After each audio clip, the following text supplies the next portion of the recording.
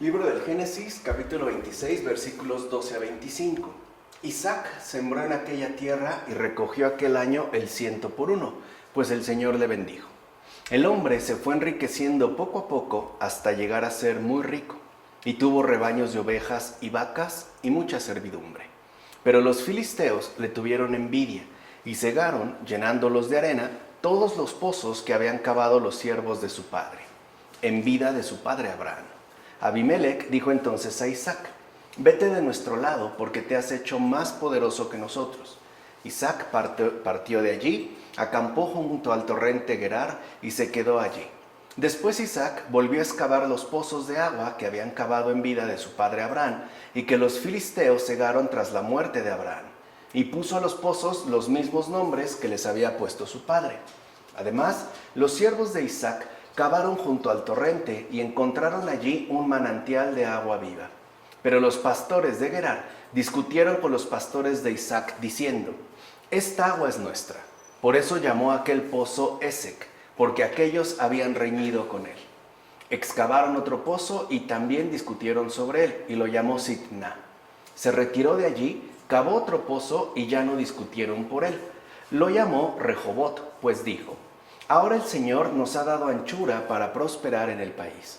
Desde allí subió a Beersheba, donde el Señor se le manifestó aquella noche y le dijo: yo soy el Dios de tu padre Abraham. No temas, porque yo estoy contigo. Te bendeciré, multiplicaré tu descendencia en atención a mi siervo Abraham. Isaac construyó allí un altar e invocó el nombre del Señor. Plantó allí su tienda y sus siervos cavaron un pozo. ¿Qué significa que Isaac fue engrandecido hasta ser grande? Para empezar, que dicha grandeza no era en él algo inicial, sino algo más bien adquirido poco a poco. ¿No es pues Isaac la palabra de Dios, palabra que siembra cebada en la ley y trigo en los evangelios? A los principiantes, esta palabra los alimenta con panes de cebada, que ciertamente son panes ásperos. Pero después, es decir, una vez que ya han progresado en la palabra y en la doctrina, les ofrece panes de trigo, como afirma Orígenes en sus homilías sobre el Génesis. En efecto, Isaac era pequeño en la ley, pero con el tiempo se hace grande en los profetas. Recuerden que estamos refiriendo en este caso la cuestión a la propia palabra de Dios. Crece pues Isaac ya en los profetas, pero de hecho llegará a ser mucho más grande. Tal grandeza se dará cuando se ponga de manifiesto que la ley es espiritual, ¿no? Como afirma Pablo en la carta a los Romanos. Será hasta entonces que Isaac se engrandecerá sobremanera. Además, presta atención al hecho de que el Señor en los evangelios no parte más que unos pocos panes, pero a cuántos miles de personas devuelve las fuerzas y hasta queda pan sobrante. En efecto, mientras los panes están enteros, nadie se sacia, nadie es restablecido, ni siquiera los mismos panes parecen aumentar. Ahora considera el pequeño número de panes que partimos. Las palabras que tomamos de las divinas escrituras son pocas, mas ¿a cuántos miles de seres humanos sacian? Así pues, si estos panes no se hubiesen partido, o sea, si los discípulos no los hubiesen reducido a pedazos, es decir, si la letra no hubiese sido minuciosamente examinada y analizada, su profundo sentido no hubiese podido llegar a todos. Conservemos, por tanto, también nosotros lo sembrado con gran cuidado, hasta que veamos qué nos manda el Señor hacer con ello, como afirma también Orígenes. Aquí que vemos, por una parte, el hecho de que para Orígenes quedaría claro que Isaac es también imagen de la palabra de Dios.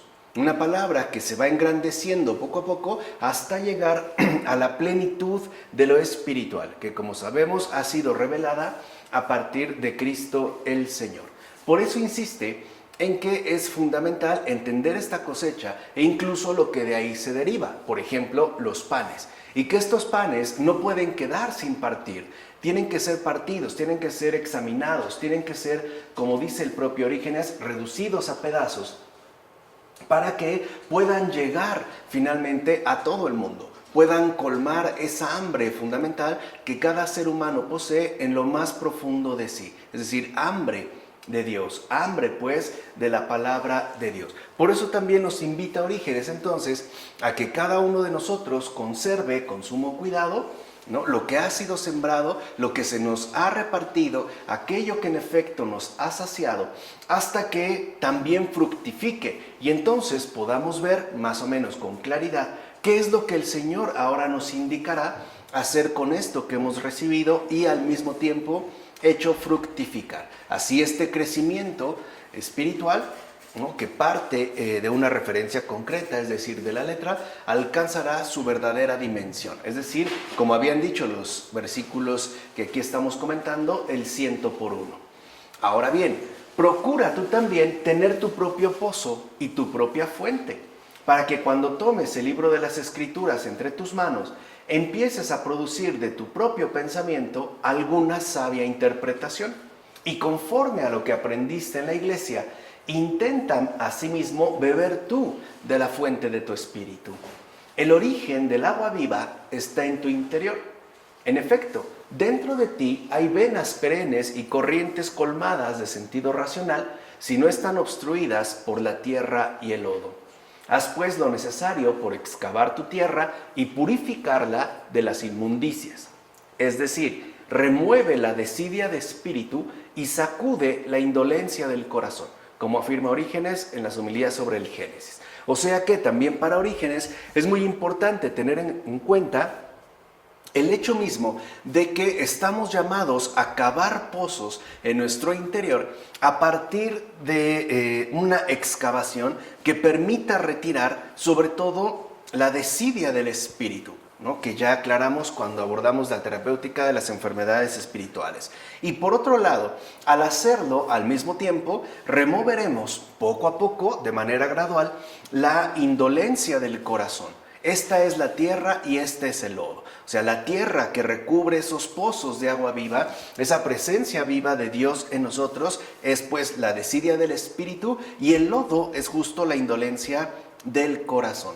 Por eso es tan importante que nosotros acudamos justo a partir de la palabra de Dios a esta excavación profunda en el interior hasta que hagamos brotar de nuestro propio espíritu esa presencia, por así decirlo, escondida de Dios.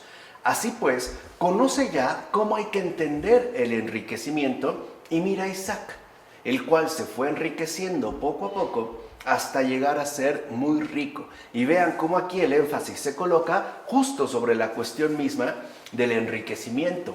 Mira bien, su voluntad progresaba sin cesar hacia lo más perfecto.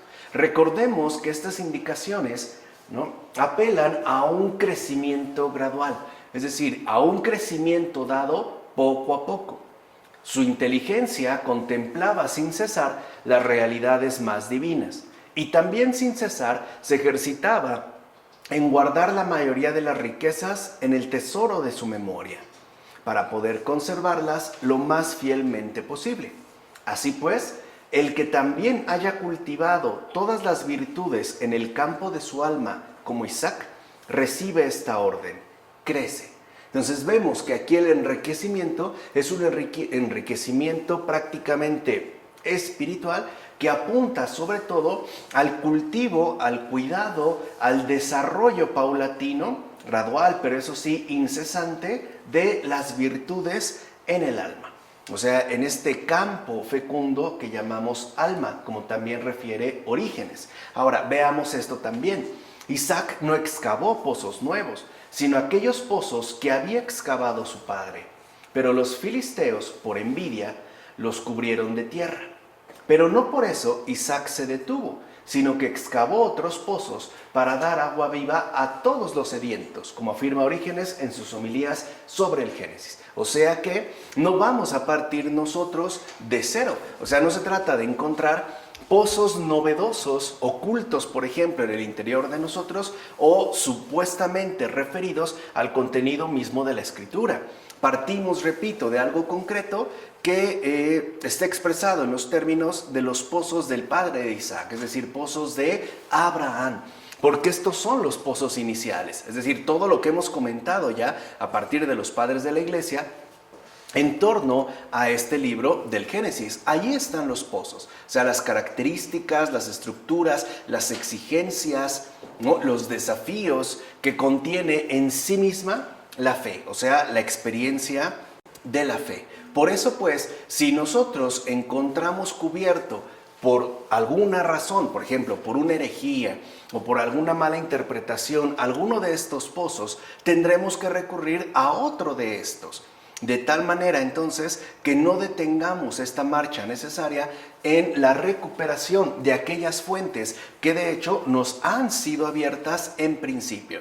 Estas fuentes, en general, son las que se encuentran pues presentes en el Antiguo Testamento, precisamente para que podamos mantener esta corriente viva que atraviesa el Antiguo, que inicia en el Antiguo Testamento, lo atraviesa por completo y alcanza finalmente su respectiva emergencia ya en el Nuevo Testamento. Ahora, ¿quiénes son entonces estos que llenaron los pozos de tierra? Sin duda, los que ponen en la ley un sentido terrenal. O sea, aquí tierra, para este padre de la iglesia, se asimilaría sobre todo con el sentido meramente terrenal que se le pone a la ley. O sea, como digamos una especie de limitación que no nos permitiría, al menos no fácilmente, acceder a ese contenido espiritual que está ahí dado. Y por tanto, entonces, cierran la puerta al sentido espiritual y místico, de modo que ni beben ellos ni dejan beber a los demás. Ahí es donde estaría, digamos, lo más preocupante, porque al bloquear los pozos con tierra, o sea, al poner en la letra un sentido meramente terrenal, ni ellos, los que hacen esto, beben y ni siquiera tampoco van a dejar a beber a los demás. Escucha a nuestro Isaac, el Señor Jesús, cuando dicen los evangelios: «Ay de vosotros, escribas y fariseos, que os habéis llevado la llave del saber. No habéis entrado vosotros, ni habéis dejado entrar a los que querían», como se menciona en el Evangelio de Lucas. Por tanto, los que llenaron de tierra los pozos son los que enseñan la ley de modo meramente terrenal y por ende ensucian las aguas vivas del Espíritu Santo. Aquí ya lo aclara muy bien Orígenes también en estas homilías sobre el Génesis. Estos, en efecto, poseen los pozos no para sacar agua, sino para poner tierra en ellos. Estos ni beben ni dejan beber a los demás. Ahora, en un principio, en efecto, como se menciona en el Evangelio de Lucas, lo podemos remitir a los escribas y a los fariseos. No obstante, si somos sinceros, podemos ver que también nosotros, en tanto cristianos, tenemos ya al alcance estos pozos de aguas vivas del Espíritu Santo. El problema es que a pesar de tenerlos, muchas veces ni siquiera nosotros nos acercamos siquiera un poco para sacar agua.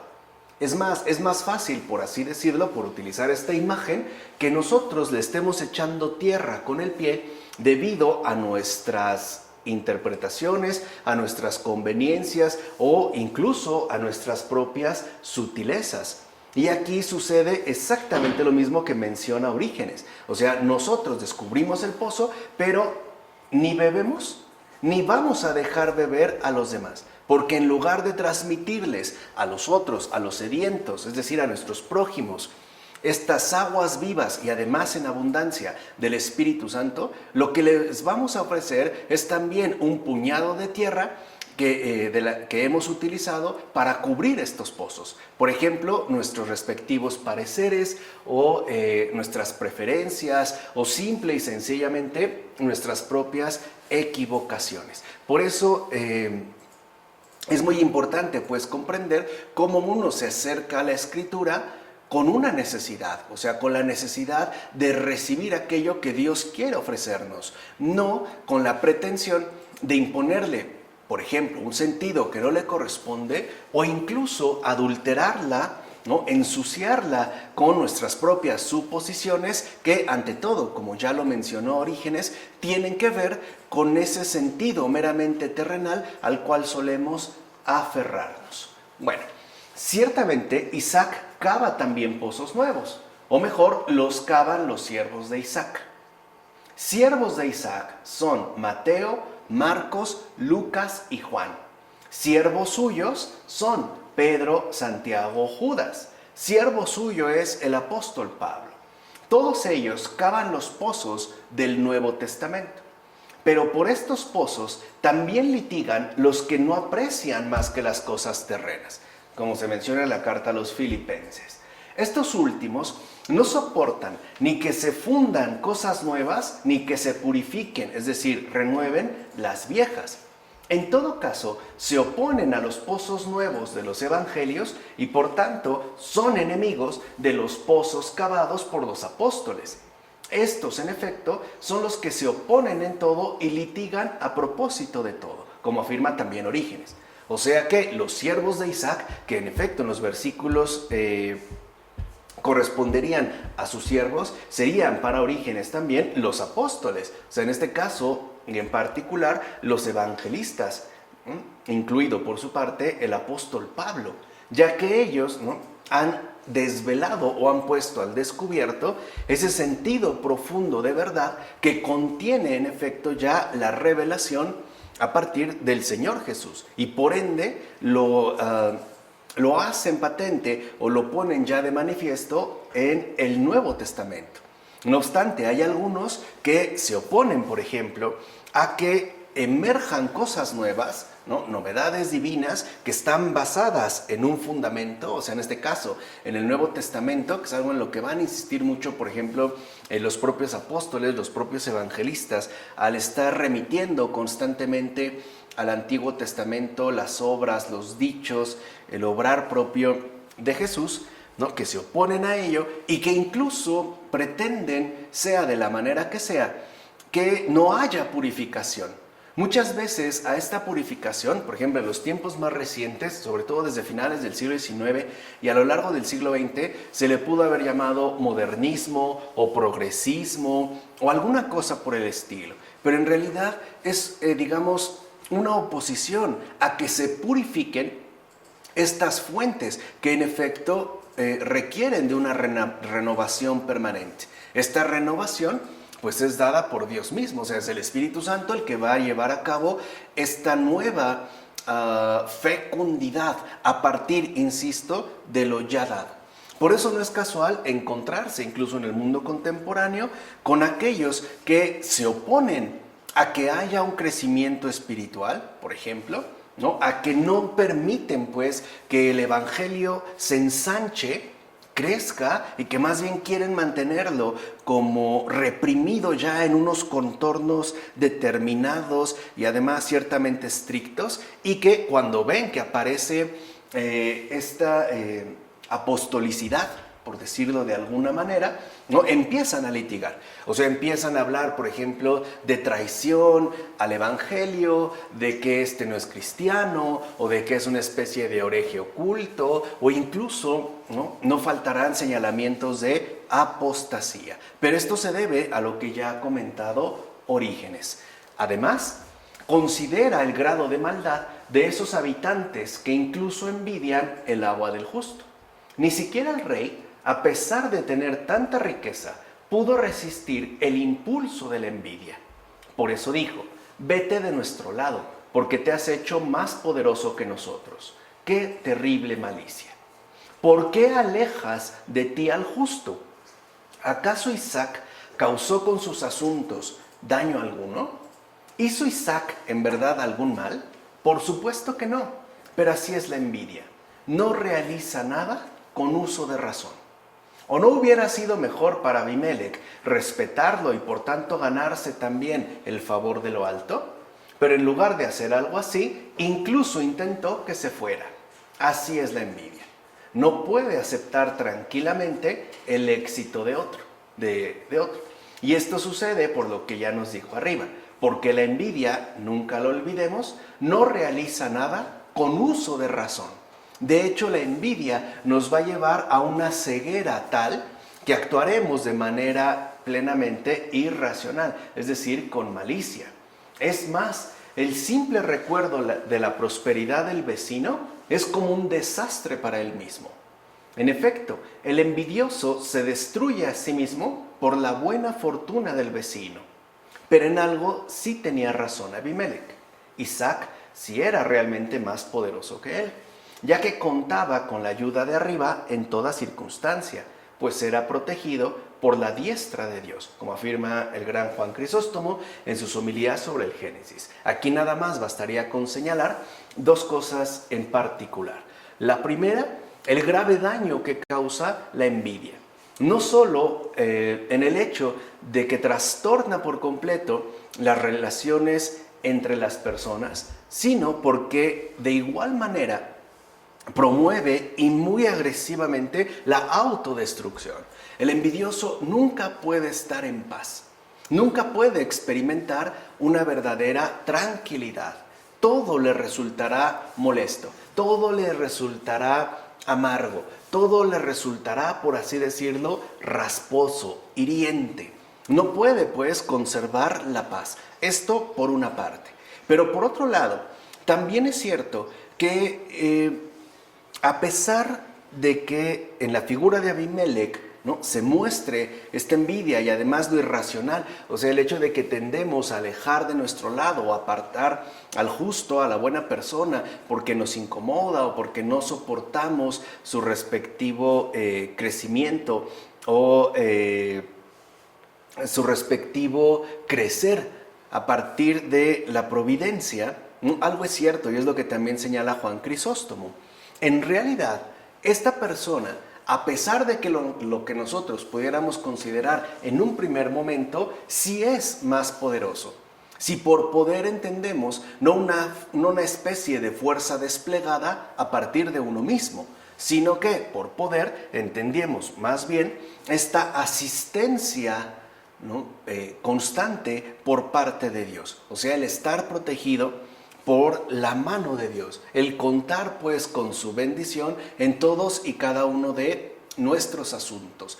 Y esa propia circunstancia, muchas veces en lugar de movernos a ganarnos también el favor de lo alto, por medio de brindar un buen trato a la persona que está manifestando tanta bendición, también expone, por ejemplo, o mejor dicho, pone al descubierto nuestra respectiva malicia del corazón a través de la reacción que podemos llegar a manifestar. Por ejemplo, a través de sentir molestia porque a esta persona le ha ido bien en tal o cual cosa. O bien porque pareciera que sin mucho esfuerzo o incluso sin muchas dificultades ha obtenido grandes beneficios, tanto materiales como espirituales. Así pues, habrá que estar como muy al pendiente también en esta vigilancia del corazón que ya nos habían enseñado los padres de la iglesia. Habrá que estar, muy pendiente en la manera en la cual suele reaccionar nuestro corazón ante las situaciones de bendición. O sea, en pocas palabras, ¿cómo es que reaccionamos? Eso lo debemos como de tener muy presente ante el bienestar de los demás. ¿Reaccionamos con enojo, con reproche, con amargura o por el contrario? ¿Reaccionamos con admiración al contemplar de una manera pues más o menos directa esa ayuda que viene de lo alto? Ciertamente, los siervos de Isaac siempre cavan y ponen al descubierto fuentes vivas de fe y devoción, pero al mismo tiempo habrá otros que vendrán a echar tierra sobre estos nuevos y benéficos descubrimientos, como afirma Ambrosio sobre Isaac y el alma. Y esto lo hemos visto, por ejemplo, en el caso de la propia iglesia. Por ejemplo, aparece un San Francisco de Asís que cava y pone al descubierto nuevas fuentes vivas de fe y devoción, pero de inmediato aparecen otros que buscan, ¿no?, cubrir este descubrimiento, que vienen a echarle tierra, que vienen a propagar habladurías, que promueven incluso persecuciones o que tratan de ensuciar este nuevo aparecer, ¿no? Y esto también es común.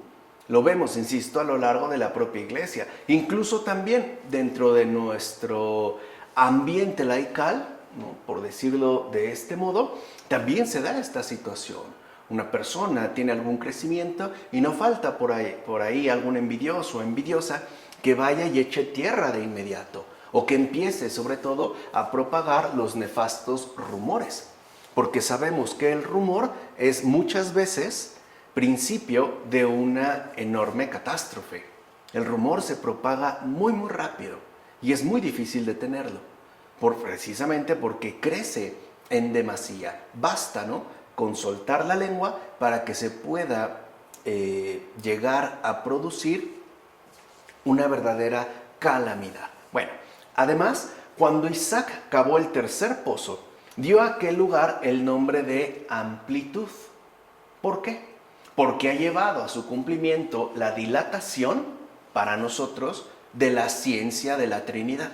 Y aquí se ve el crecimiento dentro de la excavación espiritual.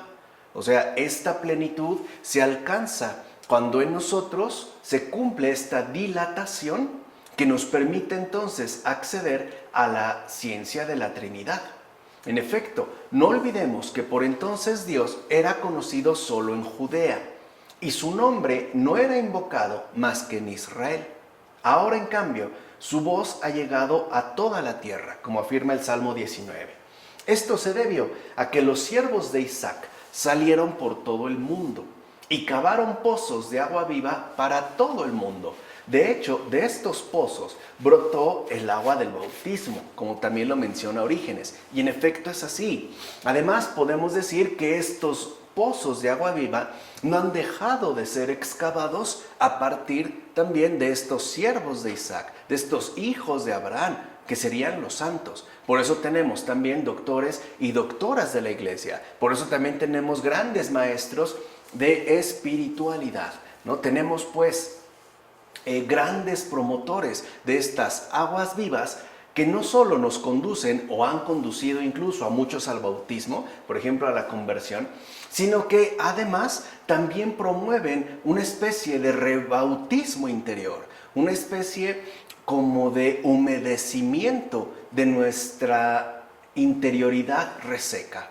Hacen pues que estas aguas como que penetren hasta lo más profundo del corazón y aparezcan de ahí nuevos descubrimientos, siempre en orden de la bondad. Ahora bien, cada uno de nosotros, cuando sirve a la palabra de Dios, cava un pozo y busca el agua viva, el sentido espiritual, con la cual restaurar a los oyentes. Pero enseguida los amigos de la letra levantarán calumnias contra uno y le tenderán trampas. Es lo que ya habíamos comentado algún momento. Por eso no es casual que, por ejemplo, algunos amigos de la letra, de esta especie de hiperletrismo escritural, se opongan mucho, sobre todo a los católicos, y siempre lo quieran remitir, por ejemplo, a la Biblia, al texto, al versículo, al pasaje, precisamente porque son enemigos del Espíritu. Y esta enemistad con el Espíritu se ve reflejada, por contraste, en esa especie de amistad inquebrantable, esa especie de pacto, ¿no?, insuperable con esta hiperletricidad escritural. Incluso prepararán hostilidades de inmediato y persecuciones. Con ello querrán negar que la verdad pueda subsistir si no está basada en la tierra. Ahí está, digamos, como el punto. No es tanto que se opongan, pues, al Espíritu, sino que se aferran a que la Escritura pueda quedar confinada a lo meramente terrenal. O sea, los enemigos del Espíritu, pues, son los terrenales. Hoy en día nosotros le decimos los mundanos. Por ejemplo, aquellos que afirman el enriquecimiento en un sentido meramente material y no, por ejemplo, espiritual. Aquí es donde ¿no? les gusta litigar, les gusta la oposición y les gusta sobre todo promover el descrédito. Por eso nosotros, en cuanto siervos de Isaac, alejémonos de los calumniadores y litigiosos y dejémosles en la tierra que aman. No cesemos de excavar pozos de agua viva, es decir, no nos detengamos jamás en el servicio debido a la verdad, como afirma Orígenes. Porque eso es justo, digamos, lo que estaría en el fondo de la cuestión. Una especie de oposición al servicio debido a la verdad. ¿Por qué? Porque muchas veces la verdad es la única que puede poner al descubierto la falsedad de lo meramente terrenal. o por lo menos la insuficiencia que posee en sí lo terrenal. De ahí pues no tenemos que vernos tentados, por ejemplo, a dejar nuestra respectiva excavación y renunciar a las aguas vivas que nos ofrece la palabra, o sea, que nos ofrece finalmente el servicio. Considera, por tanto, que tal vez en cada una de nuestras almas hay también un pozo de agua viva, es decir, un cierto celeste. Este es justo el pozo que los filisteos, es decir, los malos maestros, llenaron de tierra, justamente porque son potencias adversas a la verdad. Y aquí ahora entendemos quiénes son los mundanos, quiénes son realmente los terrenales, porque a veces pensamos que el mundano es aquel que tiene un cierto apego a las formas establecidas de este mundo, por ejemplo, a sus criterios o a sus procedimientos, incluso a grandes rasgos, por decirlo de alguna manera, a sus modos de vida. Y no es así. En realidad, los mundanos, en mayor o en menor medida, son siempre esas potencias adversas a la verdad. Son pues opositores a la verdad. O sea, son pues opositores del cielo, justo porque su corazón está bien enterrado, bien hundido en la tierra. De ahí es donde aparece, digamos, este carácter que incluso, por ejemplo, citando a Charles Péguy, no sería tanto un carácter terrenal, sino terrestre, terreno, o sea, en el sentido material, ¿no?, concreto, que parece no querer, ¿no?, tener contacto, una verdadera comunión con lo celestial, con lo celeste. Por eso creo que es también como muy importante que nosotros no perdamos de vista a todas estas potencias adversas a la verdad, que no solo se dan, por ejemplo, en sentido teológico o filosófico, sino que incluso hacen acto de aparición en nuestro mundo más ordinario, ¿no?, a través de los modos de pensar, de los modos de hablar, de los modos de vivir y sobre todo en los modos que tienen al momento de hacer referencia a lo celestial, o sea, en este caso a lo espiritual. Pues bien, ¿de qué tierra cubrieron los pozos estas potencias adversas a la verdad? Pues de sentimientos mundanos y de pensamientos terrenos. Los malos maestros, en efecto, solo quieren que nuestra imagen celeste se recubra con la imagen del terrestre. No obstante, ya que ha venido nuestro Isaac, acojamos su venida y excavemos nuestros pozos y saquemos la tierra. Es decir, purifiquémoslos de toda suciedad y de todos los pensamientos fangosos y terrenos. Ahí está la mundanidad, que el Papa Francisco, por ejemplo, ha denunciado abiertamente en numerosas ocasiones. Así encontraremos agua viva, esto es, el agua del Señor. Por eso Cristo dijo: quien cree en mí, de su vientre brotarán ríos de agua viva. Y cita el Evangelio del apóstol San Juan. Mira pues cuán grande es la bondad del Señor. Los filisteos nos disputaban pobres y escasas corrientes de agua, y a cambio el Señor nos devuelve fuentes y ríos que nunca se agotan. Porque es verdad, algunos se quedan con la pobreza de lo literal, o sea, se quedan, por así decirlo, con la pura letra. Es más, llegando al colmo de quedarse únicamente con la letra meramente impresa, una Biblia en su casa, sea de la edición que sea. Por el contrario, el Señor les deja esta penuria, esta precariedad, y a cambio nos da ríos, fuentes, incluso podemos decir mares que nunca se agotan y que siempre parecen emanar con una renovada fuerza, es decir, con una gracia de purificación. En consecuencia, si escucháis estas cosas y las acogéis con fe, también en vosotros actúa Isaac y purifica vuestros corazones de los sentimientos terrenos. Y no solo eso, sino que además progresaréis en la inteligencia espiritual. Entonces también vosotros empezaréis a ser doctores, pues de vosotros manarán ríos de agua viva. En efecto, el verbo de Dios está presente y esta es ahora su operación.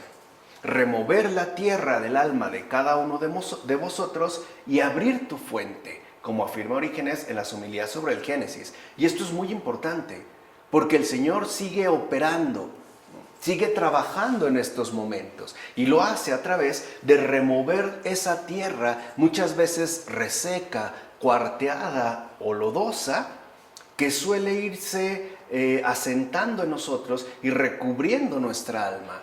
Y justo Él la remueve por medio de sus enviados, de sus siervos, para que pueda abrirse esta fuente de agua viva que Él mismo nos ha concedido. Ahora bien, en la ley, Isaac levanta un altar y planta su tienda, pero en los evangelios no planta una tienda, sino que construye una casa y pone los fundamentos. A propósito de esto, escucha al apóstol Pablo cuando dice: nadie puede poner otro fundamento fuera del que ha sido puesto, que es Cristo Jesús, en la primera carta a los Corintios. Así pues, donde hay una tienda, aunque esté bien plantada, es evidente que está llamada a desaparecer. En cambio, donde hay fundamentos y la casa está edificada sobre roca, esa casa no se destruye jamás, pues está fundada sólidamente. O sea que hay, digamos, medios provisionales, como las tiendas, en esta figura que menciona Orígenes a partir de Isaac, que nos recuerdan la no permanencia absoluta de tales medios. Porque si algo caracteriza una tienda, es justo el hecho de que se pone y se quita. Por ejemplo, una tienda de campaña puede ser utilizada durante varios días, pero no se convierte ya en una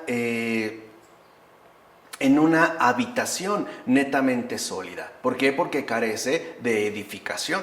O sea que también aquí Orígenes está pues pensando en esta tienda provisional que era justo el Antiguo Testamento y que ahora ha sido, digamos, transformada en una casa edificada sobre roca. En pocas palabras, en la iglesia. Y que es justo por eso, por tener como fundamento a la roca inquebrantable que es Cristo Jesús, es que no se destruye jamás. Gracias a que posee unos fundamentos tan sólidos, tan firmes, tan potentes, que nada ni nadie puede hacer vacilar, aun cuando quedara agitada en las superficies. Es como hoy vemos, por ejemplo, en los grandes edificios antisísmicos construidos en Japón. Tienen una altura impresionante y cuando hay un gran terremoto, ¿no?, los cimientos literalmente se mantienen. A partir, por ejemplo, de sistemas de amortiguación sofisticados. Lo que vemos que se mueve es el edificio, pero es justo gracias a los cimientos en los que está dado que este no se viene abajo. Ahora, si esto sucede con un edificio meramente terrestre, ¿qué entonces no ocurre, por ejemplo, con esa casa edificada sobre roca que es la iglesia? Esa casa verdaderamente indestructible. Bueno, por eso a Isaac se le manifestó Dios en ese lugar. Es decir, para dejar en claro que el único fundamento de su casa es su roca. Y ya sabemos entonces a quién también se está haciendo referencia, a Pedro. Ahí es donde está la verdadera casa del Señor. Es decir, la casa que Él mismo ha construido, que Él mismo sigue renovando y que Él mismo ha fundamentado. En pocas palabras, la Iglesia Católica. Y esto hasta en términos históricos es palpable y es evidente. Bueno, así pasamos a los versículos 26 a 35 de este capítulo 26. Abimelech vino a él desde Gerar en compañía de Ahuzat, amigo suyo, y de Picol, capitán de su ejército. Isaac les dijo: ¿por qué habéis venido hasta mí, siendo así que me odiáis y me expulsasteis de vuestro lado? Le contestaron: realmente hemos visto que el Señor está contigo, y hemos dicho: haya un pacto entre nosotros, entre tú y nosotros. Hagamos contigo la alianza de que no nos causarás ningún daño, lo mismo que nosotros no te hemos tocado, sino que solo te hicimos bien y te despedimos en paz. Ahora tú eres bendito del Señor. Isaac les preparó un banquete y ellos comieron y bebieron. A la mañana siguiente madrugaron y se hicieron juramento el uno al otro. Isaac los despidió y se fueron en paz de su lado. Aquel día vinieron los siervos de Isaac y le trajeron noticias sobre el pozo que habían cavado, diciéndole que habían encontrado agua. Entonces puso al pozo el nombre de Seba, y por eso el nombre de la ciudad es Beerseba hasta el día de hoy. Esaú tenía 40 años cuando tomó por esposa a Judit, hija de Beeri, elitita, y a Basemat, hija de Elón, elitita. Estas fueron una amargura para Isaac y Rebeca. Veamos. Este Abimelec no siempre está en paz con Isaac, ya que a veces está en desacuerdo y a veces busca la paz con él. Si os acordáis, anteriormente ya dijimos que Abimelec era figura de los sabios y estudiosos de este mundo, que mediante el estudio de la filosofía han llegado al conocimiento de buena parte de la verdad. Se comprende, pues, que no pueda estar ni siempre en desacuerdo, ni siempre en paz con Isaac, que es figura del verbo de Dios que está en la ley. En efecto, algunos filósofos han escrito que Dios es único y ha creado el universo, y en esto están de acuerdo con la ley de Dios. No obstante, muchos de ellos disienten al decir que la materia es coeterna con Dios, o bien cuando sostienen que Dios no se ocupa de los seres mortales. Aquí básicamente está haciendo referencia a algunos expositores de la filosofía griega. Así pues, Abimelec a veces está en paz, es decir, en acuerdo, y a veces en desacuerdo con Isaac, es decir, con el Señor, o sea, con la verdad. Por eso también es importante darnos cuenta cómo en cualquier filosofía seria, pues, encontraremos acuerdos con el Señor. Ya dijimos, con la verdad. Pero también es cierto que a veces estos acuerdos no se mantienen de una manera plena, sino que habrá partes o aspectos en los cuales se establezca un desacuerdo, un distanciamiento, o se establezcan, pues, ¿no?, como posiciones más o menos explícitas. Pienso además que no sin razón el Espíritu Santo se ha preocupado en decir que con Abimelec vinieron otros dos, a saber, Ahuzat, su yerno, y Picol, su jefe de tropa. Mira, Ahuzat significa aquel que tiene, Picol, la boca de todos. Y Abimelec, como ya sabemos, significa mi padre es rey. Vean la importancia entonces de estos significados. Repito, Ahuzat significa aquel que tiene, Picol, la boca de todos, y Abimelec, mi padre es rey. Pues bien, estos tres, en mi opinión, son figura de toda la filosofía que entre ellos se divide en tres, o sea, en lógica, física y ética, es decir, la filosofía racional, la natural y la moral. En efecto, la filosofía racional es la que reconoce a Dios como Padre de todos, igual que Abimelec. La natural, o sea, la física, no está hablando del esquema griego, es la que siendo estable sostiene todas las cosas como apoyándose en las fuerzas de la naturaleza misma, es decir, como aquella que tiene, Ahuzat. Y la moral es la que está en boca de todos y a todos atañe, es decir, la que se encuentra en boca de todos por la semejanza de los preceptos comunes, como Picol, la boca de todos. Así pues, estos tres, instruidos por doctrinas de este género, vienen a la ley de Dios y dicen: hemos visto claramente que el Señor está contigo y hemos dicho, haya un juramento entre nosotros, entre tú y nosotros, y establezcamos contigo un pacto para que no nos hagas mal, sino que como nosotros no te hemos maldecido, así tampoco tú nos maldigas a nosotros. En consecuencia, estos tres son los que piden la paz al verbo de Dios, al Logos, y desean prevenir con un pacto, con la comunión con Él, como afirma Orígenes. O sea que, en realidad, aun cuando nos pudiera parecer de lo más extraño alguna determinada propuesta ética o natural, ¿no?, física, como se le llamaba antes, o de algún tipo, Habemos también de ser capaces de reconocer que ahí hay algo de verdad, por poco que sea. Por poco que sea. Porque recuerden que el fundamento de absolutamente todo es la verdad. De otra manera aparecería claramente como un vil disparate. Y ni siquiera el propio elaborador lo podría sostener. Ahí tiene que haber algo. Aunque todo lo demás esté tergiversado. Y es quizá en ese aspecto, ¿de acuerdo?, donde se puede establecer una verdadera comunión con el Señor. Puentes de contacto, vínculos de acercamiento. O, como hoy se menciona, interculturalidad. Bueno, ahora bien, como se dice, Isaac dio un gran banquete. Así pues, tú también, si no eres todavía pequeño y necesitado de leche, es decir, si después de mucha instrucción te has hecho más capaz de comprender la palabra de Dios, tienes ya a tu disposición un gran banquete. Mira bien, no se te prepararán legumbres, que es la comida de los débiles y enfermos, ni se te alimentará ya con la leche que nutre a los pequeños, sino que se te ofrecerá un gran banquete. En efecto, ya te hablará la sabiduría que se predica entre los perfectos, es decir, te hablará la misma sabiduría de Dios. Así pues, se te revelará Cristo como aquel en el que están escondidos todos los tesoros de la sabiduría, como se afirma en la carta a los Colosenses.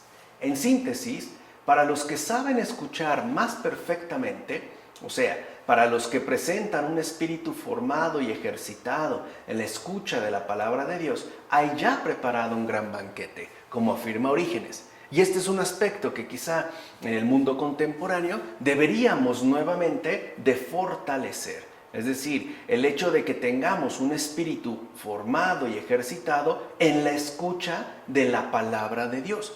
Porque quizá es por falta de este espíritu formado y ejercitado en la escucha de la palabra de Dios que nos estamos perdiendo de ese gran banquete previamente preparado.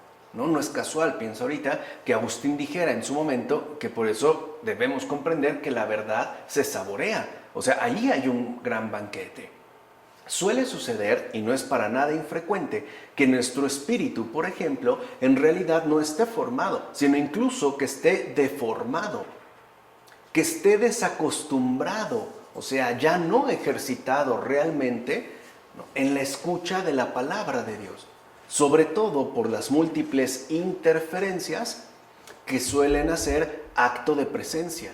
Estas interferencias suelen ser, por lo regular, de dos tipos. Interferencias exteriores, o sea, debido a lo mejor a los múltiples asuntos que debemos atender, o incluso al ruido, ambiental en el que nos encontramos, o bien, lo que es mucho más usual y más peligroso, puede deberse a las interferencias interiores que nuestros propios pensamientos van estableciendo y que en lugar de permitirnos escuchar mejor, o sea, como dice Orígenes, más perfectamente la palabra de Dios, obstaculizan la escucha y nos dejan atrapados en una especie como de ensimismamiento estéril. No, porque no salimos de lo mismo, le estamos pues dando y dando vueltas. Así, imitemos pues la bondad y la devoción de Isaac. Este hombre bueno no devolvió la injuria ni se retiró de aquellos que lo habían rechazado. Más bien los acogió cuando fueron a él sin mostrarse ni arrogante ni duro para hacer favores. En todo caso, es claro que se mostró deseoso y fácil para el perdón. Es decir, generoso tanto en perdonar como en evitar contiendas. Esto también hoy en día nos hace falta mucho. Generosidad en el perdón y sobre todo también generosidad en el evitar contiendas. De hecho, a Isaac se le pedía un pacto de alianza y él además añadió el gozo de un banquete, como afirma Ambrosio en A la muerte del hermano. Por último, mira cuánto puede aprenderse de la conducta distinta de Isaac y de Esaú, que si recuerdan aparece al final de los versículos que estamos comentando. En efecto, Esaú tuvo rebeldía de carácter. ¿Cómo lo sabemos? Porque tomó esposas antes de buscar consejo en su padre. Y para que conozcamos que dicha naturaleza rebelde causa muchas aflicciones y malestares a otras personas, nos dijo la Escritura, estas fueron una amargura para Isaac y Rebeca. ¿O no es acaso verdad que la rebeldía de carácter es siempre una cruel hostilidad que genera y esparce mucha amargura a su alrededor? En lugar de mostrar respeto, la naturaleza rebelde, como la de Esaú, está ya como predispuesta para promover la disputa y la confrontación, como afirma Juan Crisóstomo en sus homilías sobre el Génesis. O sea que entre Isaac y Esaú hay una diferencia clara y notoria. Isaac, en este caso, en el caso de Esaú, ya se pone al descubierto que hay una especie de rebeldía, ¿no?, que se manifiesta a partir del no solicitar consejo a su padre Isaac, ¿no? Como que no lo toma en cuenta y decide hacer pues lo que le viene en gana, lo que se le da la gana. Y si es cierto, cuando una persona actúa bajo este ímpetu, por lo regular, suele generar estragos, bastante daño, es decir, amargura, especialmente a las personas más cercanas, y que dicho sea de paso, es como un lineamiento ya claramente moderno. Yo hago lo que quiero, ¿no? Yo hago lo que se me da la gana, no me importa, no necesito pedirle consejo, no necesito pedirle permiso, no necesito acudir pues a otro para tomar una decisión. Eso me compete a mí, o sea, eso lo hago yo. ¿Y cuántas veces por estas precipitaciones, por estas imprudencias, terminamos generando muchísima amargura a personas más o menos cercanas a nosotros, o por lo menos a personas que tienen un sincero afecto por nosotros? Bien, así llegamos ya al capítulo 27, a los versículos 1 a 17. Isaac envejeció y sus ojos se debilitaron hasta perder la vista. Llamó a su hijo mayor Esaú y le dijo: «Hijo mío». Este le respondió: «Aquí estoy». Dijo el padre: «Mira, soy viejo y desconozco el día de mi muerte. Toma pues por favor tus armas, tu aljaba y tu arco, ve al campo y cázame alguna pieza. Luego me prepararás un buen guiso, como a mí me gusta, y me lo traes para comer con el fin de bendecirte antes de que muera». Rebeca había escuchado la conversación de Isaac con su hijo Esaú. Esaú salió al campo a cazar algo que traerle.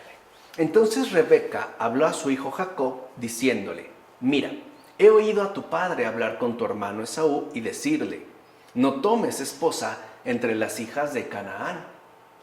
Tráeme caza y prepárame un buen guiso para comer con el fin de bendecirte delante del Señor antes de mi muerte. Ahora pues, hijo mío, escucha lo que te voy a mandar.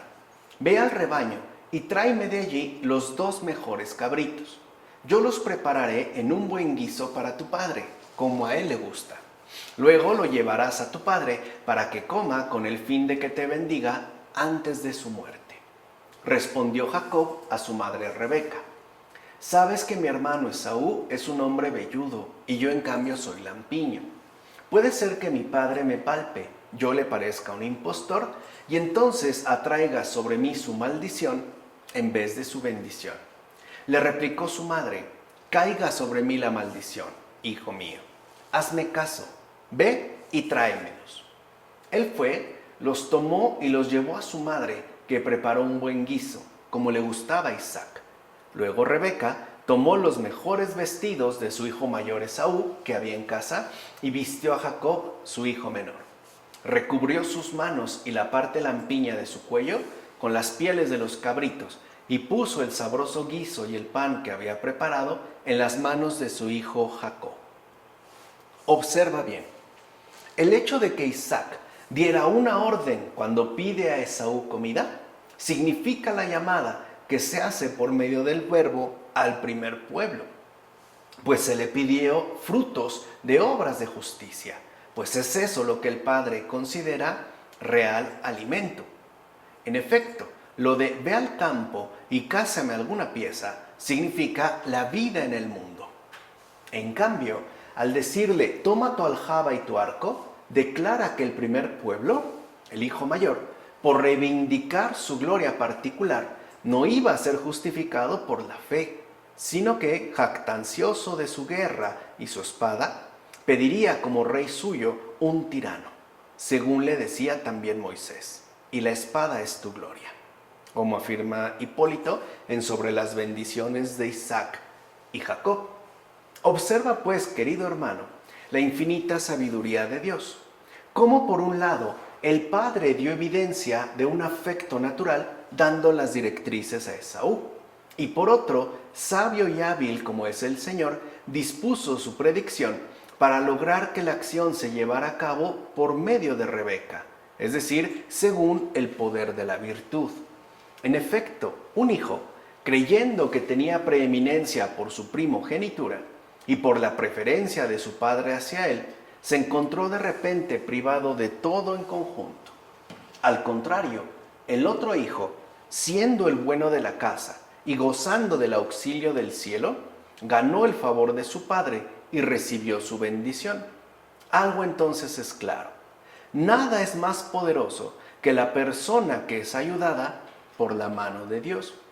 Así pues, observa todo esto cuidadosamente, justo para que puedas aprender la divina magnitud de la providencia, y así te des cuenta cómo el ser humano que goza de este auxilio en cualquier circunstancia siempre se verá finalmente bendecido, como afirma Juan Crisóstomo en las homilías sobre el Génesis. O sea que aquí lo que vemos es ese intervenir providencial de Dios a partir de Rebeca, que recuerden es, figura pues de la virtud. Es la que entrará pues de por medio en auxilio de aquel que detenta o aquel sobre el que apunta, en este caso en particular, la bendición de Dios. ¿Para qué? Para que sea la circunstancia que sea, esta bendición no se vea interrumpida o mermada. Veamos entonces, aunque sea brevemente, los hechos acontecidos en esta ocasión conforme a las promesas divinas. Isaac, su padre, ciego ya en sus ojos externos, puesto que su mirada interior guardaba la luz, prometió a su primogénito Esaú su bendición si con el resultado de la caza le preparaba la comida como a él le gustaba. Esaú fue decidido a cumplir el mandato recibido, pero la madre, que había oído la promesa de bendición hecha al hermano mayor, recibió una inspiración divina para que la bendición recayera en Jacob, el hijo menor. Por eso preparó un engaño con sentido simbólico, es decir, según un proceso profético. Tomó pues el vestido del hijo primogénito y vistió al hermano menor con él, y sobre sus brazos y su cuello desnudo puso puso pieles de cabrito. En síntesis, lo recubrió de tal manera que no se pudiera notar quién era el que no era. De esta manera se nos mostraba a Cristo figurativamente, ya que Él se revistió no con la carne de pecado, sino a semejanza de la carne de pecado. Y tomó también la ley del Antiguo Testamento como vestido del primogénito, ya que el Señor habría de decir que Él no había venido a abolir la ley, sino a cumplirla. Así pues, Jacob, el hermano menor, que ya había arrebatado a su hermano el derecho a la primogenitura, adquiere ahora también para sí la bendición. Todo esto, como ahora resulta claro, es resultado de la providencia de Dios, como afirma Cudbuldeo en el libro de las promesas y predicciones de Dios. Y esto es interesante porque entonces se ve que lo que para nosotros, por ejemplo, en términos humanos, parece ser de inmediato un engaño, en realidad es la obra providencial de Dios. O sea, en el hecho mismo de la encarnación. Porque la carne que el Señor asume no es carne de pecado. Está hecha, mantiene una semejanza con la carne de pecado. Y esto es fundamental también para entender el papel que juegan tanto el hijo mayor, en este caso Esaú, es decir, el pueblo de Israel, y el joven, el pueblo de la fe, que sería en este caso Jacob. Por otra parte, ¿ves también la excelencia de la madre? Tal excelencia consiste en que no desoyó la inspiración de Dios, lo cual hizo que todo resultara bien. Incluso Jacob se muestra prudente en su contestación. Mi hermano Esaú es velludo y yo en cambio soy lampiño. Además, puede ser que mi padre me palpe y yo le parezca un impostor, y entonces atraiga sobre mí su maldición en lugar de que me bendiga. Jacob es pues sensato.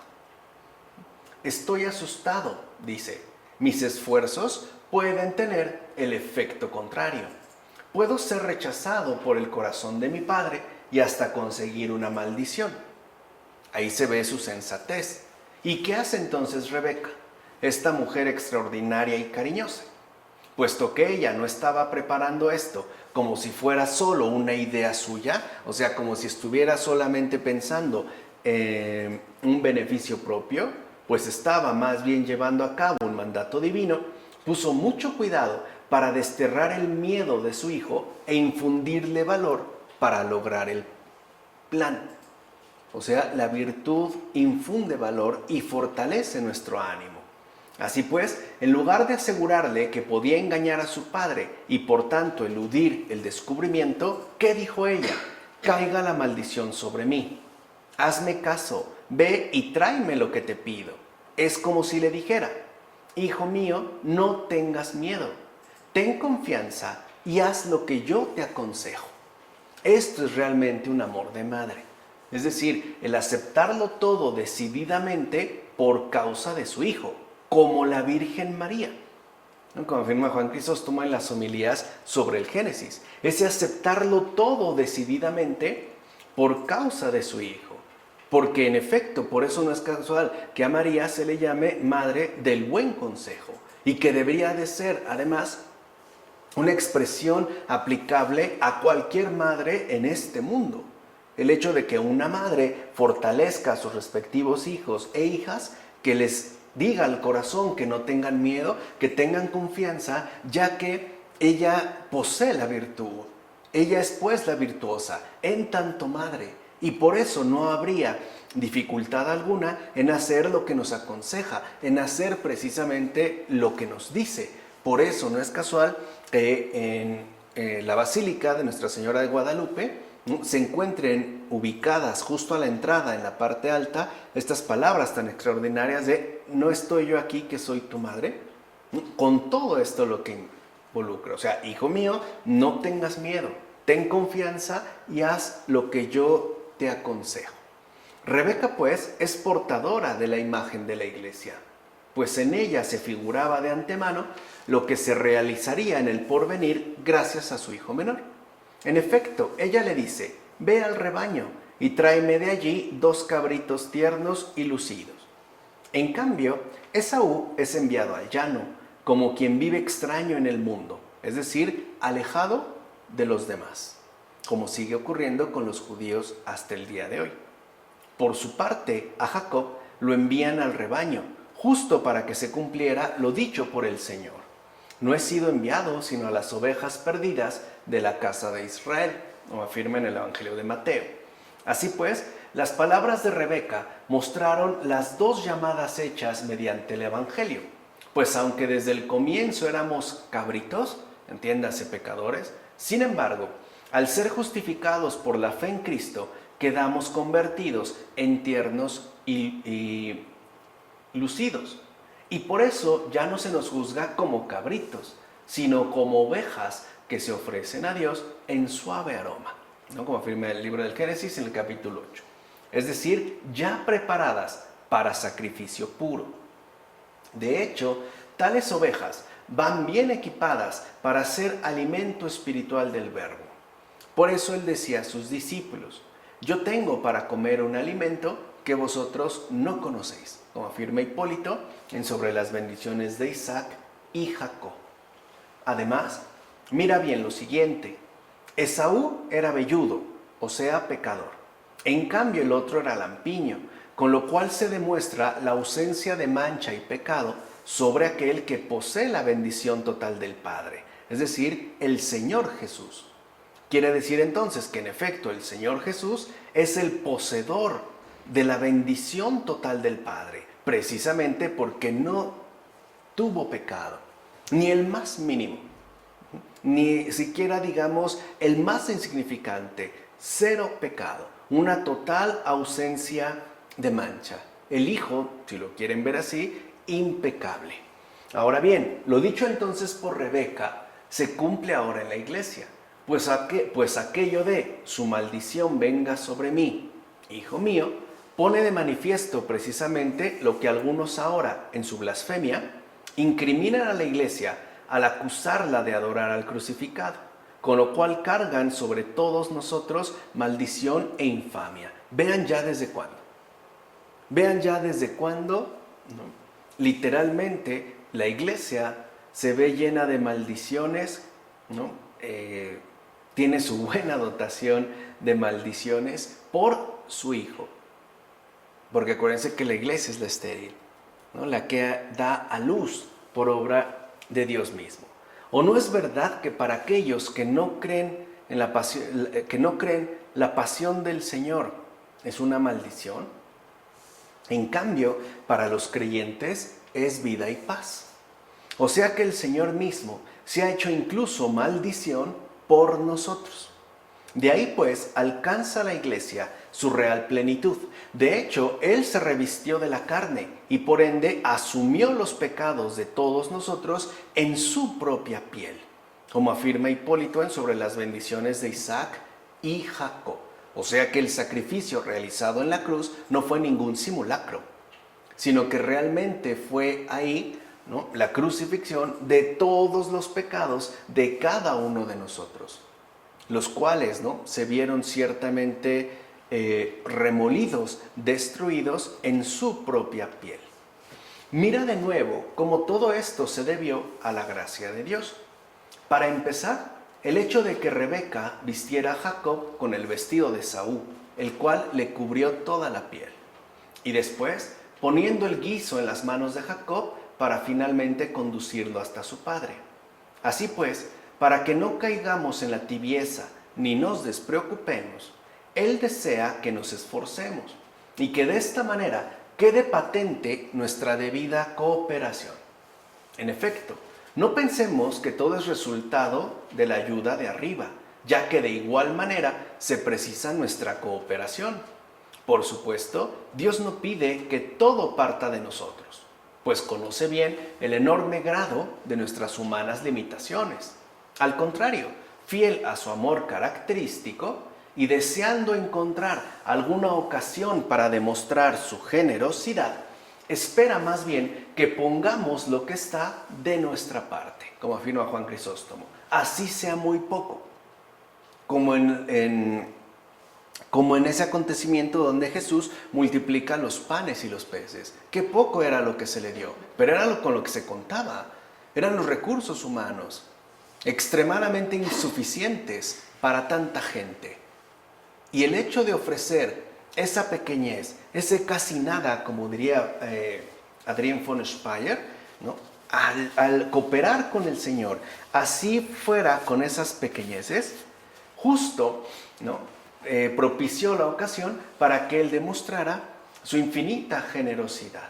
Así pues, lo que nos queda claro en este caso es que lo humano y lo divino deben cooperar mutuamente en toda ocasión. El problema es cuando nosotros, por ejemplo, consideramos por una parte que todo depende de nuestro respectivo esfuerzo humano, aunque también es cierto que está la contraparte, aquellos que con cierto grado de ingenuidad, de despreocupación, incluso me atrevo a decirlo así, de negligencia, consideran que no, que todo depende única y exclusivamente de lo divino. O sea, sin que nosotros pongamos algo, así sea nuestra debida confianza. Por eso lo fundamental, repito, es que nos quede claro que lo humano y lo divino deben cooperar mutuamente en toda ocasión. Bueno, así llegamos ya a estos últimos versículos que comentaremos en esta ocasión, que son del 18 al 29 del capítulo 27.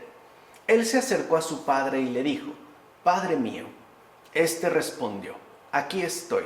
«¿Quién eres tú, hijo mío?». Jacob repuso a su padre: «Soy Esaú, tu primogénito. He hecho lo que me mandaste. Incorpórate, ponte sentado y come de mi casa, con el fin de que me bendigas. Isaac respondió a su hijo: «Qué rápido ha sido encontrarla, hijo mío». Él replicó: «Porque el Señor tu Dios me la ha puesto delante». Isaac dijo a Jacob: «Acércate para que pueda tocarte, hijo mío, a ver si eres mi hijo Esaú o no». Jacob se acercó a su padre Isaac, quien lo palpó y dijo: «La voz es la de Jacob, pero las manos son las de Esaú». No lo reconoció porque sus manos estaban velludas como las de su hermano Esaú, y le bendijo. Aún le preguntó: «¿Eres tú mi hijo Esaú?». Él respondió: «Yo soy». Dijo Isaac: «Acércame la casa, hijo mío, y la comeré con el fin de bendecirte». Se la acercó y comió. Le dio vino y bebió. Y le dijo su padre Isaac: «Acércate y bésame, hijo mío». Se acercó y le besó. Entonces percibió el olor de su vestido y le bendijo diciendo: «El olor de mi hijo es como el olor de un campo que ha bendecido el Señor. Que Dios te conceda el rocío del cielo y la riqueza de la tierra, abundancia de trigo y vino, que los pueblos te sirvan y las naciones se postren ante ti. Que seas Señor de tus hermanos y se postren los hijos de tu madre. Maldito el que te maldiga y bendito el que te bendiga». Para empezar, date cuenta cómo la palabra siempre obedece a su padre. Esto queda claro con el decir de Jacob a su padre: «Hice lo que me mandaste».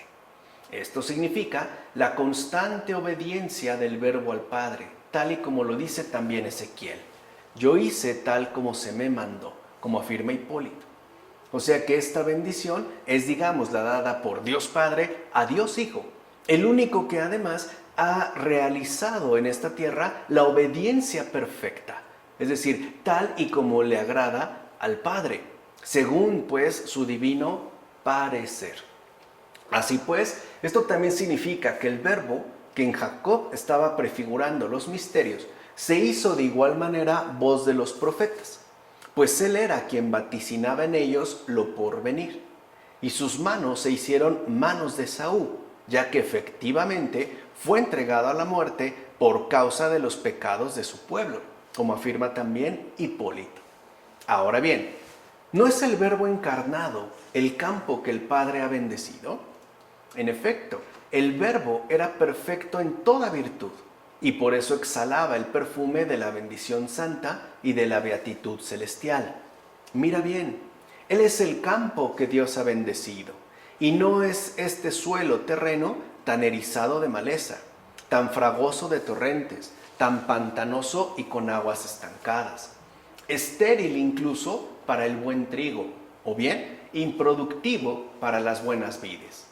Este es, en efecto, un terreno pedregoso con grava infecunda, agrietado y árido por la sequía, o húmedo de sangre, o sin cultivar por las malezas y espinas. Por eso el campo bendecido por el Señor es aquel del que se dice: «La belleza del campo está conmigo», como se afirma en el Salmo 49. Es justo en este campo que es también la iglesia, donde se encuentra aquella uva que exprimida ha derramado la sangre y ha lavado el mundo. En este campo está aquella higuera bajo la cual reposan los santos, recreados por la fragante dulzura de la gracia espiritual. En este campo está aquel olivo rico de frutos que destila el aceite perfumado de la paz del Señor. En este campo florecen las granadas que cubren muchísimos frutos con la única protección de la fe, y por así decir, los estrechan firmemente con un abrazo de amor invencible, como afirma Ambrosio. Entonces, un terreno, y esto es algo que también debemos entender, un terreno, es decir, en el mundo, no es lo mismo que un campo. Acuérdense cuando hablamos hace un momento de los meramente terrenos. Los terrenos, justo por remitirse única y exclusivamente al mundo, son mundanos. En cambio, los no mundanos, los creyentes, los cristianos, no son un terreno, son un campo. Quiere decir que se trata pues de un campo bendecido espiritualmente por el Señor. Y por eso es que dan buenos frutos. Por eso es que realizan buenas obras. Por eso cuando el Señor dice: «Por sus obras los conoceréis», a eso se está refiriendo. ¿Qué vamos a conocer? no realmente quiénes son, sino qué son. ¿Son terrenos o son campos? ¿De qué se trata en ese caso? ¿De un terreno tal y como este está en el mundo? Es decir, estéril, árido, abandonado, hostil, o más bien de un campo fecundo lleno de buenas obras, o sea, bendecido espiritualmente por el Señor.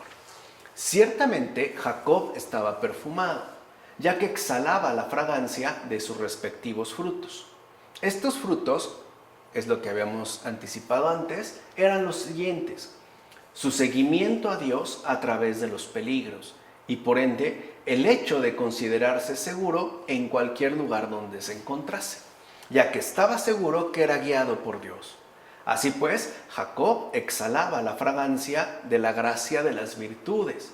Incluso era sumamente moderado, pues no codició el alimento que se había preparado para él, sino que lo cedió, sin dilación alguna, a su hermano que se lo pedía. Y de ello recibió el derecho a ser bendecido como primogénito. Además, qué respetuoso era con sus padres. En efecto, por ello mereció ser preferido en el afecto materno a su hermano mayor, y fue finalmente consagrado por el don de la bendición paterna. Y mira también qué respetuoso era con Dios, hasta el punto que rechazó hacer daño a su hermano y temió engañar a su padre.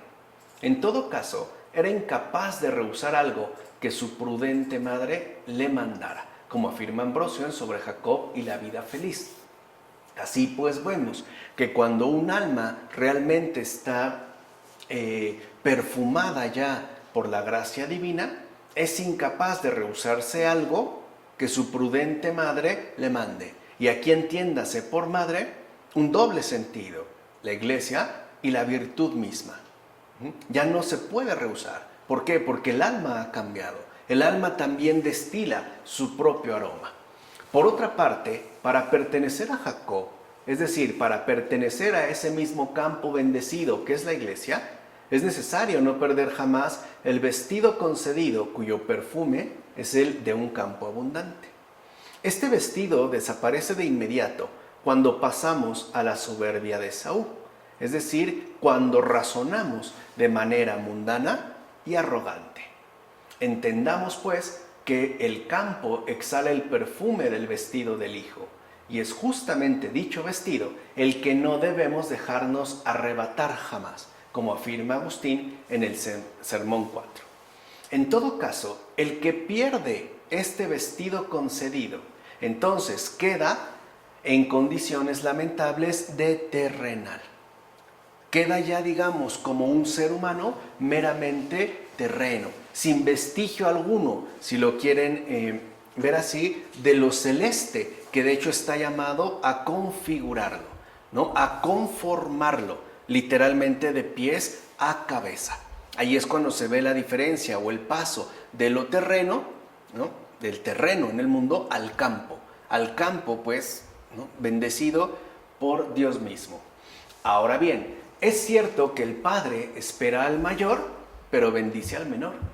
El Antiguo Testamento es ciertamente instituido por los judíos mediante la letra, pero los cristianos finalmente son bendecidos mediante un sentido espiritual. Sin duda alguna, Isaac, como poseía espíritu profético, sabía bien lo que hacía y a quién lo hacía. Si no lo hubiera sabido, se hubiera enfadado con el hijo que le engañaba. Esaú sí esperaba una maldición contra el hermano. En efecto, mientras Esaú esperaba la maldición, el padre confirma la maldición. Enojo e indignación misteriosos. ¿No es pues la ceguera de la mente de los judíos lo significado en la ceguera de los ojos carnales? Como afirma también Agustín en este Sermón 4. ¿Qué esperaba realmente el pueblo judío hacia los gentiles? ¿No maldición? ¿No que fueran sometidos bajo su respectivo poderío terrenal? ¿Bajo su respectivo despliegue, pues, de poder? ¿Qué esperaban para los gentiles? Maldición. No obstante, ¿qué es lo que hace el Padre? Confirmar la bendición. Pues bien, todo esto se cumple no en Jacob, sino en Cristo y en todos aquellos que han sido justificados por la fe, de acuerdo con las promesas de Isaac. Así pues, la bendición de Isaac significa el buen olor espiritual en Cristo, semejante al de un campo, que ya dijimos, no tiene nada que ver con un terreno baldío, un campo florido que despide el dulce perfume de las flores. Como no conoció el pecado, Cristo llevaba el perfume más divino de sus obras buenas a los que habitaban la tierra entera. De ahí que el alma cristiana sea entonces un campo bendecido por Dios, y con mucha razón, ya que se trata del perfume del conocimiento de Dios Padre. De hecho, nuestro Señor Jesucristo fue dado a conocer a los apóstoles como el olor del conocimiento de Dios Padre. Por eso, si uno conoce al Hijo, conoce también al Padre, es decir, por la identidad de la naturaleza, como afirma Cirilo de Alejandría en las inscripciones sobre el Pentateuco. Por otra parte, si alguien piensa que la alabanza se hace de Jacob, anda equivocado, pues nada de eso le sucedió a él. En efecto, primero lo hallamos en Mesopotamia sirviendo a Labán durante 20 años. Luego, igualmente lo vemos prosternándose en persona ante su hermano Esaú y ganándose su favor a fuerza de regalos. Y después de esto, nuevamente lo hallamos bajando a Egipto para no morir de hambre, tanto él como sus hijos. ¿En quién entonces se cumple lo dicho? Aquí está el olor del vestido de mi hijo. Es como el olor de un campo que el Señor ha bendecido, pues en nadie más que en Cristo, el Hijo de Dios. Fíjate bien, el campo es el mundo, y el olor de sus vestidos son todos los que creen en él. Así pues, el profeta Isaac señala ya a los futuros santos. Ahora bien, las palabras que Dios te conceda el rocío del cielo y la riqueza de la tierra, abundancia de trigo y de vino, por el vocablo usado designa el verbo que bajó del cielo, cual rocío, o sea, vino de arriba abajo, descendió. En cambio, la tierra significa la carne que él tomó de la Virgen, como afirma Hipólito. Si lo ven entonces también en estos versículos, todo está apuntando hacia el misterio de la redención, ¿no? Que toma ya una forma concreta y definida en la encarnación. Literalmente la encarnación que el Señor asume en el vientre mismo de la Virgen María. Y vean cómo también, aunque algunos hasta la fecha lo rechazan, se habla ya de estos vestidos floridos que son los santos y de la cual, en efecto, ¿no?, está adornada la iglesia. Son sus vestidos floridos, fragantes, etc. Además, es verdad que hemos adquirido abundancia de trigo y de vino, es decir, abundancia de fuerza y de alegría. ¿O acaso no es verdad que el pan fortalece el corazón del hombre y el vino produce alegría, como afirma el Salmo 104? El pan es entonces símbolo de la fuerza espiritual y el vino lo es de la alegría espiritual. Estas cosas se dan por el Espíritu a los que están en Cristo. ¿O cómo o de qué forma hemos sido hechos estables y sólidos en orden a la piedad y en cierta manera inamovibles, así como conocedores para pensar lo que es recto y hasta nos hemos mantenido firmes sin ser derribados? ¿O acaso no hemos recibido el poder de pisar serpientes y escorpiones y el poder sobre todo poder del enemigo? Esto significa, pues, la abundancia de trigo. Pero no olvidemos que también hemos recibido la abundancia de vino. Y no es justamente por eso que en la esperanza nos alegramos y regocijamos, según lo escrito en el Salmo 126. Así pues, esperemos las mansiones de arriba, la vida inmortal y la vida eterna, es decir, el reinar junto con Cristo, pues aquello, ¿no?, es aquello que se debe decir de nosotros, como afirma Cirilo de Alejandría en las inscripciones sobre el Pentateuco. Ahí me parece que el contenido es muy claro. Veamos también que las palabras que los pueblos te sirvan y los príncipes se postren ante ti es algo que todavía se sigue dando hasta el momento. En efecto, ¿a quién sirven hoy los pueblos creyentes y a quién adoran los príncipes de la iglesia si no es a Cristo? Así lo manifiesta el propio Espíritu cuando dice: mirad, mis servidores comerán, vosotros en cambio pasaréis hambre. Mirad, mis servidores beberán y vosotros tendréis sed. Mirad, mis servidores saltarán de alegría, pero vosotros os llenaréis de vergüenza, y el quebranto del espíritu os hará aullar, como afirma el profeta Isaías. Además, nadie se postró ante Jacob, según lo dicho por su padre Isaac, ni fue señor de su hermano Esaú, de quien más bien huyó porque le temía. Por lo tanto, lo dicho por Isaac se cumple en el Salvador, pues fue señor y dueño de los que se consideraban hermanos suyos según la carne, para ser adorado como rey, como afirma Hipólito sobre las bendiciones de Isaac y Jacob. Por último, asimismo tengamos en cuenta lo siguiente: el Salvador se hizo conforme a nosotros, pero no por eso dejaría de ser Dios, Dios y Señor de todas las cosas del universo. Por eso lo adoramos como Dios y como Señor, ya que en efecto reinó sobre los llamados a la fraternidad de la gracia. Por Él hemos sido llevados a la verdadera fraternidad. Por eso el que bendice es bendito y el que maldice es maldito.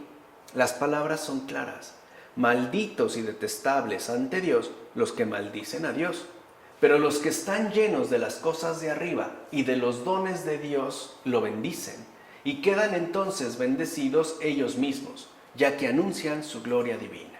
Esta es pues la bendición de Jacob, que lleva en sí misma la fuerza del Señor Jesús, como afirma Cirilo de Alejandría en las inscripciones sobre el Pentateuco. Entonces, nos damos cuenta cómo en estos versículos, ¿no?, se va como descubriendo un poco más ese misterio de redención que está por darse, ¿no?, y que atraviesa, dijimos, ¿no?, su inicio concreto justo en la encarnación.